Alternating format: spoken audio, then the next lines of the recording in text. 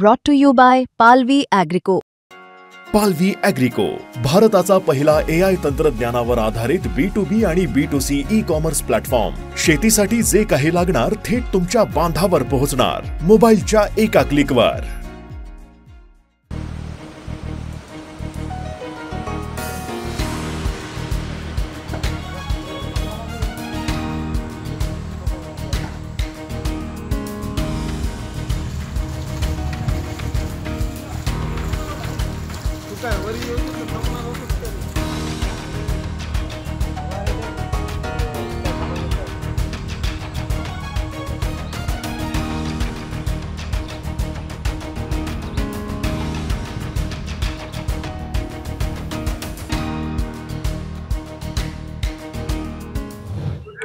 गेल्या 2-4 दिवसापासून पावसाने हजेरी लावलेली आहे आणि या पावसामुळे जे गोदावरी नदी हा पूर परिस्थिती निर्माण झालेली आहे आणि या पाण्यामुळे गोदावरी नदीचा जो आपण बघू शकता हे नावघाट आहे, नावघाटच्या पुलावरून पाणी जात आहे। यातायात पूर्ण इथं बंद करण्यात आलेली आहे।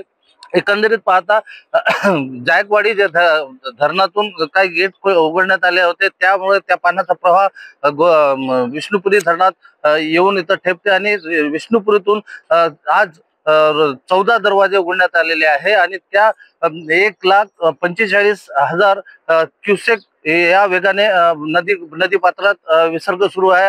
आपण पाहता या पुरामुळे जे नदीकाठचे गाव आहेत, जे घरं आहेत, त्यांच्या घरामध्ये सुद्धा रात्रीला पाणी गेलं होतं आणि त्या पाण्यामुळे काही लोकांना रेस्क्यू ऑपरेशन करून सुद्धा काढण्यात आलेलं आहे। आपण एकंदरीत पाहता तर जिल्हा प्रशासनाने नदीकाठच्या सर्व गावांना सतर्कतेचा इशारा दिलेला आहे। नांदेडहून कुंवरचंद मंडले, मुंबई तक।